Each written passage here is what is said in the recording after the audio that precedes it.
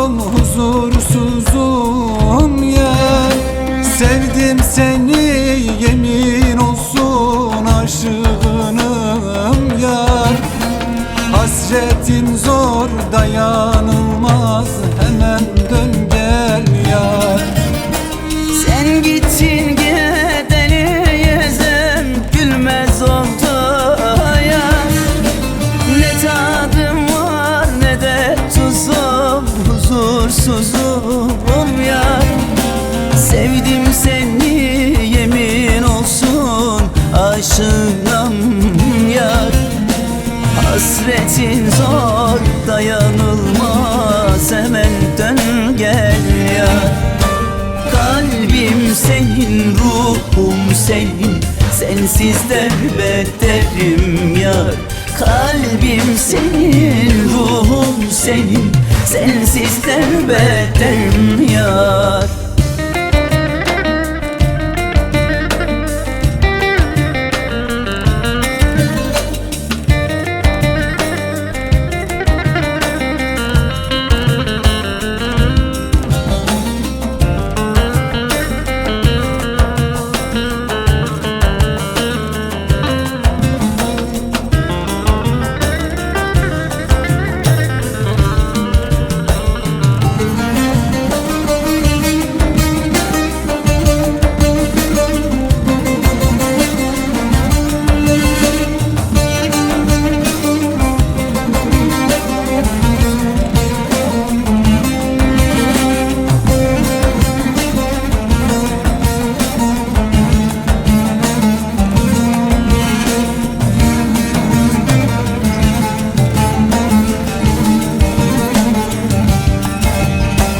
Gözlerin deryaya bedel, hasretin ecel.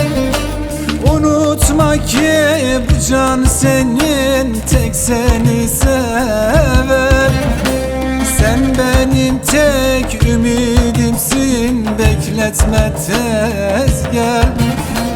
Hasretin zor dayanılmaz, hemen geri gel. Gözlerin deryaya bedel, hasretin ecel. Unutma ki bu can senin, tek seni sever. Sen benim tek ümidimsin, bekletme tez gel.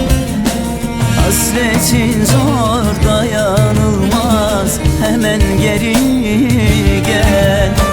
Kalbim senin, ruhum senin, sensiz de beterim yar.